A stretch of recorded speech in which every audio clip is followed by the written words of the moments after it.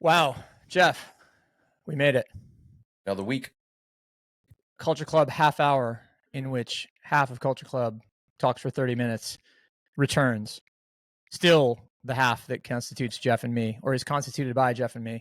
Right. Still, I mean, we're not the elusive. We're not in Cannes. We're not a fashion week. We would also not be here if we were if we had normal jobs like those guys. And not that they have normal jobs, but you know what I mean. I have a very unnormal job. Abnormal is the word I was looking for. I do too. And sometimes I think the biggest pain in the ass, like, how do you describe to people the cornucopia of things that you do? You know, there's just, what's the word you use? Yeah. Oh, I mean, I say that Range Life is a super format design studio that identifies, designs, refines, and executes super formats for media companies, agencies, and publishers. This is what makes you a pro, Ben. This would set you apart from the rest. But yeah, anyway, thanks again for listening. A lot of news this week. By the way, I want to just really quickly start off just wishing the Stone family our condolences. Rob Stone, man, dude, passing is really a shocker. It was not something I expected this week. Yeah. So for those who may not be familiar, Rob Stone was one of two founders of the Fader and Cornerstone Promotion. Cornerstone, the marketing company, media company that has published the Fader for 25 years as a magazine, as a digital destination, content producer, et cetera. And then Cornerstone, which is the sort of behind the scenes marketing company, which has existed even longer. In fact, it started as a record promotion company, which is how I met those guys when, like, pre-Fader. When Jian, I think they both worked at Columbia. Jian definitely did, but they started Cornerstone as a radio promotion company, and then they built into this magazine. So they were really in a weird way. I guess I never thought of it that much, but like Cornerstone was the model for the multifarious media company as marketing org, as multi-platform experiential shop, like all of this kind of stuff. They really true pioneers. Yeah, 100%. High level of output, high level of competency. And anyway, Rob has been battling cancer. Unbeknownst to people, he had chosen, as the Fader put it, to keep it private. And so he passed on Monday, which was a shock, I think, to many people, certainly to us. So anyway, rest in peace, Rob. It just was never. I actually just always remember his smile. That was the thing, especially like at Fader Fort and South by. Also the friendly. What was amazing too was like that camaraderie that we all have. Yeah, as competitors. Sense. Yeah, exactly. Yeah, exactly. Right. Going to Vice events or even a Giant Step event or a Cornerstone event. Anyway, best to him and his family. Ben, where do you want to start this week? Well, since we're now operating with the Google Sheet technology, which is a new innovation for us at Culture Club here. So, okay. So speaking of, relationships with history, you sent me a link yesterday from Reddit about Paramount erasing the archives of the MTV website. And that headline continues, wipes music and culture history after 30 plus years. And everybody used that headline, by the way. It was like nobody could think of a better headline. That's all they used. Well, I received that news through a newsletter. A former colleague of mine writes about music called The Unskippables, which is a great newsletter. His name is Tyler McCauley. He's like a project manager at Facebook who in his spare time makes and blogs about music. But The Unskippables is a cool newsletter, and he put it in. And it so happens that I know a little bit about this because of the Breakfast Club community. And I can't say too much out of fear of betraying, the trust of the person who told me about this. But let's just say that these archives aren't going anywhere except potentially out of the control of Viacom Paramount. Well, that's great to hear. Yeah. That's so this is more akin to Queen selling their catalog than to Vice turning off the servers. Sure. To me, I knew that this archive would not necessarily go away. It would be mindless. Too valuable. I mean, it's mindless in that sense. Do I believe that MTV should take more of an NPR or BBC mentality and actually make all this stuff available? Because think of the hours of MTV history that are out there. We know there's a lot of issues with licensing, etc. But there was one time when you could go to MTV.com and actually play any video you wanted. It was a bit pre-YouTube before they went over there. But yeah, you know, and then the second thing to me is just the headline is, again, like, it's, why start a war? You know, like, I think people get very scared when things go away in this sense, right? But what's important is that it's not. And it's, quite frankly, here's hoping it lands in the best hands possible, so that we can pull that archive away, because that thing is still monetizable. There's still so much value in there. For sure. But I mean, it gets to, you know, a lot of what I talk about in terms of super format. It's like the all of the IP that was created by MTV News, which includes a lot. I mean, most of the pop culture and, you know, reporting stuff. So the cultural shows about hip hop, the cultural shows about fashion. I don't think the game shows are included, but nonetheless, like, all of these things Remote have control.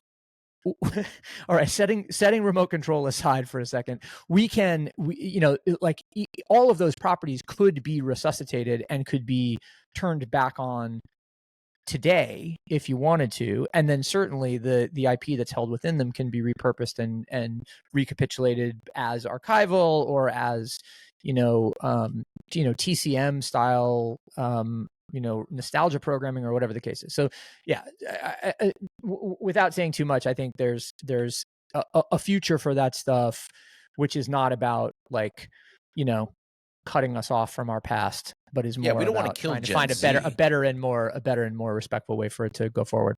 Yeah, we don't want to kill Gen Z, that's for sure. I'm actually curious. I wonder. I don't know where killing Gen Z. Where did that come from? Nobody said anything about killing You killed Gen my Z. music, man. It's the day it died. You know, Buddy Holly Okay, and all right, shit. fair enough. Yeah, fair enough. Okay. But my point, the last point I want to make on that was, you know, there's a lot there. I'm wondering how many videos are not necessarily on YouTube that they have in their archive. You know, it's interesting. You know, what the long tail of that content looks like. What's missing? Yeah, I'm told that the tail is very long and very unique relative to the way a lot of that early, you know, digitized moving media stuff was done. So it's going to be an interesting thing to see for sure. Man, let's buy that. So yeah. Shit. Anyway, well, look, I just like what my point was more so. You know, there's a lot of doom and gloom and anger and sadness around that headline yesterday, and I think, and I am not involved. I just have a little bit of inside information. I believe that it has a bright future ahead of it rather than a sad demise. Right. So I'm happy about that. And happy to prove the haters wrong, man. Always, dude. Come on. What's with the headlines? Ben, Vogue World went down in Paris. Third time. You know what? Well, okay. So here's the thing that I find. I mean, and it's very apropos of the MTV story in some respects. The thing that I thought was interesting about this was I read in Line Sheet, Lauren Sherman's weekly note or biweekly note about fashion yesterday, that Vogue cleared in excess of $10 million in revenue around Vogue World, which now some of that is through the sale of $2,000 and $3,000 VIP tickets for people like, you know, the regular folks to show up and just be there and rub elbows with Sabrina Carpenter, who is apparently the biggest name from a fashion perspective or from a celebrity perspective. But beyond that, obviously there's a bunch of corporate money. Hermes, Lauren talked a lot about Hermes's presence and so clearly there's a lot of dollars here. I mean, a $10 million revenue line item, even once a year, is a significant contributor to, oh my God, especially for the bottom an event line of a media company right now. Yeah, exactly. What event makes money? So, well, there are lots of events that make money. It's just more a question of where you set the price point and how you do it. I mean, events where people are in for free are low margin affairs, even with big ticket sponsorship, but where you're charging a major ticket price, like, you can spin off some pretty serious cash. But Ben, how much of this is using the learnings from, say, a Complex Con or a Star Trek convention. I'm wondering, is this the gathering of the tribes? No, but I'm serious. I mean, like equating Complex Con and the Star Trek convention is they're owned by the same amazing. company. Oh, sorry, they're owned by the same company. Wait, My what? point is, they are. I think Reed Corporation owns both, or maybe does Reed still own Complex Con? No. I mean, I think Complex Con is no. I don't think Reed is still involved with Complex Con. I don't know. I could be wrong. Maybe they are. But my point is, it's that's a gathering, hilarious, though. It's a gathering of fans. Okay, BeautyCon. Then let me use that. It's okay, fine. It's the coming together of luxury brands, and quite frankly, why wouldn't it have that price tag? I've seen some pictures from it, and while some have described it as a dance event, it must be some experience, right? You're literally paying for the experience of being there, and there's nothing wrong with that either. Well, no, and you know, it's like the idea that that Vogue has the power in the market or power of persuasion to be able to shut down the Place Vendôme, which has apparently never been done. You know, it's a huge achievement and accomplishment. The risk of it, and you know, Complex Con, Star Trek Con conventions are you know, maybe an interesting kind of counterpoint. The risk of it is that it becomes such an effort to produce at that level that you end up having to make compromises on the money that you take to make it possible, and then you turn it into something that is not as valid culturally as it ought to be because you've had to bring in some associations that you wouldn't otherwise. I'm not saying that happened, fair enough. But it is easy. I mean, you look at it's pretty easy to look at a Refinery 29's 29 rooms or whatever and kind of go, wait, why are these brands here? Like this, you know, clearly like there was a way for them to put money into it. And so we offered them that way, but it diminishes the whole experience. I can't speak to Vogue World about that. Sure. But that is the concern. I'll be honest. I actually want to check out the next one. I mean, three years in a row, I've seen a lot more selfies from it than I have actually experienced. So, were there takeaways from the event? Like, was Hermes giving away like some mini satchels or something? Probably not. I presume that there were. I had was dinner there last night. Exclusive goods for it? Yeah, well, I presume there must be. The I don't know what that would be, but I think certainly, you know, if you look at the example of High Snob, just and what you guys did around Colette and internet before the internet, like if you don't have commensurate, you know, supporting valuable limited edition merch, you're missing a trick. Why would you not? And I had dinner last night for our buddy Ben Pruse's birthday. Shout out Ben, happy birthday. Happy birthday, Ben. But we had dinner with a friend who is involved in a high level sponsorship generation episode and was talking about how he's got a luxury brand paying him 6 figures several times a year to just show up at his event and gift.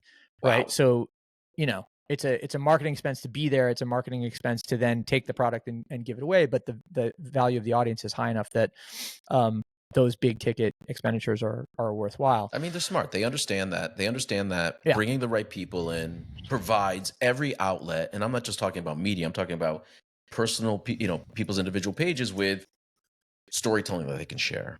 You know, you could be excited about somebody's fit from that event as an example. And quite frankly, that is what you see. A lot of people sharing the experience. I want to know what it was like walking through it. And maybe there is a visual or a video of it. But I mean, if Hermes is there showing up, I mean, when does Hermes show up to a convention?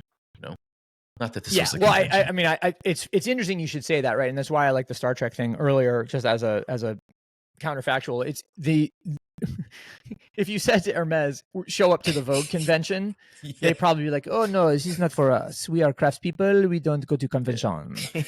You know, whereas if you go, no, we're going to a world, they're like, oh yes. Our atelier creates worlds. You're going to be there. Absolutely right. You're absolutely right. This is exactly what happened in those rooms. And hey, it must have been pretty epic. I wonder why it was. I mean, I know why it was done in Paris. It aligns well with the calendar. It lets people kind of come together. Do you think this event would have the same heat if it happened stateside? Or is this it has happened it happened 2 years ago in New York, right? Oh, it did happen in New York. Okay. Yeah, they've done New York, then London, then Paris. The thing the attendant question for me is why they don't do it more than once a year why it isn't serialized in New York, why isn't serialized in Paris, why isn't serialized in Singapore, and maybe that's on the roadmap. Right. Um, I take the I always take the Comme des Garçons sample sale model, which is every 4 years or 5 years, it's safe for 2 days to open up the space for your your best clientele to come together. I'm just wondering if would Vogue World almost work better if it was annually, if it wasn't serialized? Maybe do have these sort of local events, but you want it to be precious a little bit, right? Yeah, well, but by the same token, there's a membership tier, and I don't know the name of it. It's called the Vogue 100 or something like that. But it's a limited number of spots which run like a membership club, like a la Country Club or Soho House or whatever it is. But you pay for access to special series of Vogue events, and I would think at a certain point that membership is going to require more than one of these things to justify the membership expense that Vogue will want to charge for it. Right. Or the Condé Nast, really Condé Nast will want to charge for it, because they'll also want to take this model and go, okay, how do we do the same thing with GQ? How do we do the same thing with Bon App? How do we do the same thing with AD, etc. Right. The New Yorker Fest already exists and is already a significant thing. All right, Vogue World, I think, is a perfect let into the story that you pulled from GQ about how men's boxers are one of the biggest trends in women's wear. What? Talk to me about this, Ben. Where am I seeing them or not? I mean, this has been, and readers of the excellent newsletters Magazine, which is spelled magasin, like the French style, that Laura Riley does, or After School that Casey Lewis does, know that young women for the past 2 summers have been wearing boxer shorts as outerwear with their sambas and their scrunchy socks, and frequently a men's button down. It's the homegirls look, homegirls being the Takun's post fashion line with Jen Brill and that gang. But yeah, so the story just kind of gets into how it moved from menswear, and it also resonates back because Paul Mescal, the Irish star of film and TV, wore a pair of boxer short shorts to the Gucci show presentation last week at Paris Fashion Men's, and ignited again the shorts debate, the inseam debate, as we go. So it just, I guess I like this story because it illustrates the circularity of these trends, and also the increased application of unisex style as a mode for everybody, but especially young people. And we're getting closer. I was going to ask you if it was an insular trend to New York, but clearly it's not if it's shown up in Paris as well. No. That it's everywhere. And Ben, we are distinguishing this from a jort, right? Jort, which is if you wore boxer shorts that are the length of jorts, then that's more like a bloomer. Well, the reason I ask, it is more like a bloomer actually, if it's tapered at the bottom. But I ask because one of my students going to bed now in my bloomers. I'm going to bed. By the way, bloomers. If we didn't have bloomers, we wouldn't have pants. One of my students, that's true. Okay. One of my students, she was rocking. By the way, we're in Miami, right? So it's 100 degrees as soon as you wake up. She came into my class rocking a pair of, like, I don't know if she was wearing like silver tab jorts or something, and pure wheat Timbs. I'm like, I've just never seen it. She's no more than, she can't be 19 years old, and she was just like right on it. And it's the first thing I immediately thought of. So I'm wondering, how far we can take this thing, dude. Like, do we need to see luxury boxers? Is that necessary? Oh, well, I mean, I thought the trend was more of like silk or sort of sleepwear being worn out. It's all a vector. It's all the same vector. It's all COVID hangover, where your indoor clothes become outdoor clothes because who gives a shit. / it looks kind of cute / it's suggestive of your rich interior life when you're out on the street living your rich exterior life. I don't know. I mean, it's funny. I think, to me, the more interesting thing, or maybe not more interesting, but the salient opportunity is around the return of straight up boxer shorts for men as an actual underwear item because we have been so compressed.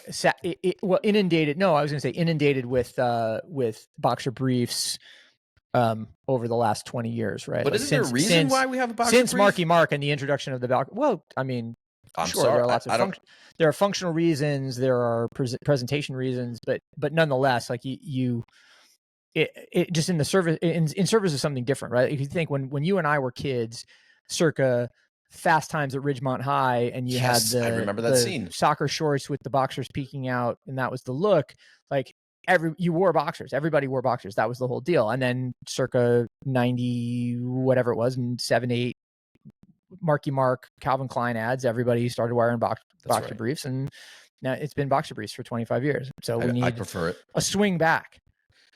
Hey, teach their own. If you want to rock them on the outside, go ahead. But at the end of the day, I think women in general can wear anything they want. So men, on the other hand, we have to be a little bit more careful and cautious, if I may say that. Men can wear suits, and women can wear whatever they want. This is the hegemony we're toting. We are going forward. We are there. BOF has a great story this week in their marketing section about why influencers want you in their group chats. You know, I've always argued, and before we get into this, I've always thought it'd be super interesting to have access to a live feed between two people. Imagine seeing just like a live chat, or the way Clubhouse allowed for the two of us to talk, right? Yeah. I think that there's an insight that people want to see. Yeah. But the group chat thing, I mean, hey, are we looking at a new monetization channel? Are we actually looking at a place to get closer? How dangerous does this become? Yeah, so this story more specifically is Instagram's broadcast feature is becoming a popular tool for influencers and brands. It's in Business of Fashion this morning, and the thing that I think is interesting about this is the proliferation of tools and feature sets within these social platforms as they try to gain a competitive edge over one another, but also that the individual use cases start to define the entertainer's personal brand. Like I think Billie Eilish, before the most recent record, opened her, and I could be getting this wrong, but I think she opened her close friends to all of her 7 million followers so that she could do this kind of broadcast thing to the entire fan base. That obviously is a genius sort of marketing move, but it also raises the question of like, okay, well, if there are 7 million close friends, how close are they? Sure. And, can everybody get away with doing this, or how many people can get away with doing it before, the jig is up and people just go, hang on, this is just a cynical marketing move. I think it's a fantastic play, right? Artists and certainly creators are constantly trying to figure out how they can get closer to the audience. We had Cameo. Sorry, put Cameo aside for a second. Sorry. I can't put Cameo aside. It's just it's with me all the time. Well, for those that don't know, Cameo, of course, is the place where you can pay celebrities to send messages, which is great. And Anthony Scaramucci, who is the only person I've ever paid on Cameo. Not just Scaramucci, but like any No, but also Scaramucci. Okay. Who loves crypto, by the way. But broadcast channels are huge. I mean, broadcast channels are huge. To me, it's a little bit confusing because you have, within Meta, you have WhatsApp, which is competing to own your chats, right? To a large part of the world. And more than ever, they're building group chat tools or broadcast tools. Yep. It makes sense for Instagram to kind of, to grab that. What you find Instagram doing is adding features that affect the long play or the larger play for individuals.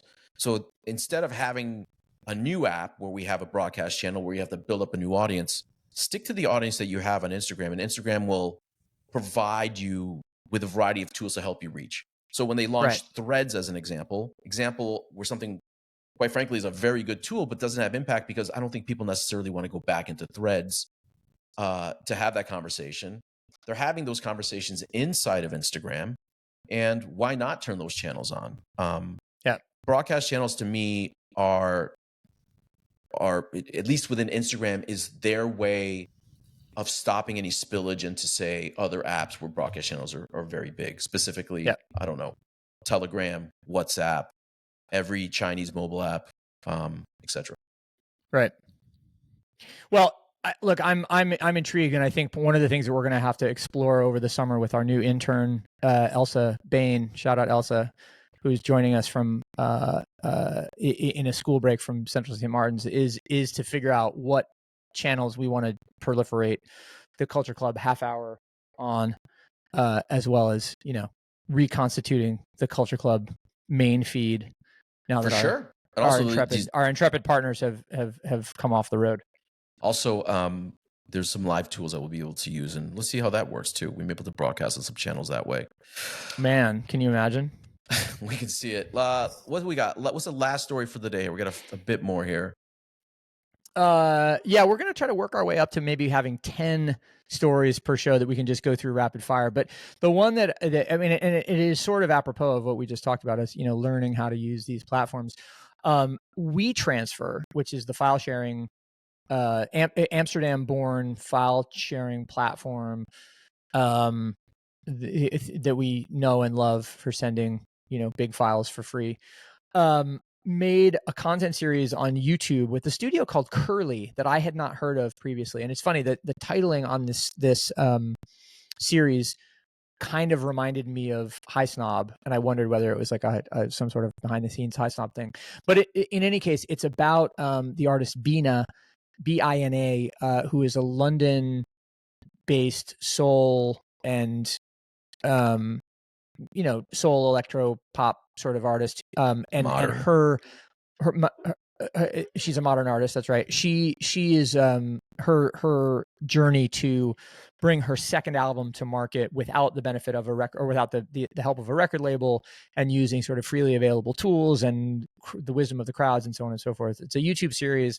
All 6 parts are up. It started in May, I guess, but I happened to get served it this morning, and I was just like, oh, this is interesting, both because the idea of companies like WeTransfer using content as marketing was one that was very in vogue, 10 years ago up to about 5 years ago, seemed to fall on pretty hard times as media companies struggled to monetize that model. Right. And now is maybe returning, and so I thought that was significant. So anyway, I love the fact that WeTransfer is doing it. I think this can be effective marketing if you do it well, but I also just like getting inside the artistic process. Right. Listen, it's clear why they're doing this. They need young creatives to use their platform more and more, as they're probably getting share pulled away from places like Dropbox or iCloud. But let's give WeTransfer credit. They were the first file sharing company that innovated really on the front page, where they started using their landing page as a place to serve content. Usually pretty good ads. So while you're downloading that content, it's serving you, or at least you're looking at something that was quite pleasant. So they had a high caliber, I think, of aesthetic in what they were doing. But certainly it's so easy today to send files back and forth in ways that, that you and I clearly know, Dropbox, even iMessage. And WeTransfer needs to hold that space. And, if they can become the hub for creatives, why not? It makes sense. But it's a hard game, and that's clearly why they're marketing. Yep. It is true. It is true. I appreciate it. I want to see more people do this. So I hope that it is successful for them, and just generally speaking. So yeah, Jeff, the one other thing that I wanted to just point out was that we are in a week of football between the Euros and the end of the group stage and the start of the knockout rounds and Copa America. How's Miami? Is it football mania? Do you have Copa America games down there? We have the final Copa America in Miami. It's going to be epic. Listen, you know me, I love soccer, I love football, but LATAM fans in Miami are out of their minds. So it's great. The energy's cool. But it's always we're always sort of a soccer town. Everything's sort of on all the time. A good friend of mine, Arthur, was working on Messi's new hydration drink called Mas, and they did this launch actually on the beach near an Argentinian supermarket. And while Messi was not even there were still thousands of people showing up to get their first messy hydration drink, and my son included, and his friends. So, but I'm excited. Wait, your son went to Argentina? No, he went to the Argentinian grocery store. It was at an Argentinian grocery store. Oh, I'm sorry, I missed that point. Clear. Okay, gotcha. Yeah. No. It probably was. But I was suddenly thinking about Connor O'Malley's special stand-up solutions for some reason, which I would highly encourage everybody to watch on YouTube. It's a real. I'm pushing for. It documents the moment in a fascinating way. I'm pushing for Portugal, of course, in the Euros. I love England. I mean, England's. I don't know why they just can't play at a high level, but I'd love to see them win. God, it's so just. I mean, and as a English by association fan, it's so frustrating. This team is so frustrating. And you got Austria, Proust. They're doing pretty well. They're doing okay. Let's see where they go. And then for me, it's it's the U.S. and it's the USA in here. I mean, we got to win. These guys all. Well, now we're mixing that. To be clear, we were talking about the Euros, and now we're talking about Copa America. Right. By the way, I like that they're aligned. This is great that they're actually being played at the same time. Yeah, I agree. I agree. Much soccer, It's really fun. It is really fun. Ben. All right. Well, speaking of fun, go ahead. Yeah. No, I was just going to say we've hit the half-hour mark, so we owe it to our devout fan base. Speaking of which, if you haven't liked or especially subscribed to Culture Club Show, please do so, so that you can get served this in a regular basis in your podcast apps. But beyond that, just because it helps us distribute and reach a wider audience, and then beyond that, it's great. So anyway, we're lots more to come from us. We have a little support, as I said, and we're experimenting with doing this in front of a live audience as well. So ping us or DM us or whatever if you ever want to join for the actual recording, because it'll be fun to try to do that, and like we did in the old Clubhouse days. That's right. And sorry, one last shout out, Ben. We mention it every week, but I will be shortly launching Breakfast Club Miami. So let's get some people together. Oh, if you're interested. Oh shit! Here we go. Oh shit! All right, Ben. Cool. Great to talk to you, bud. See ya. Later.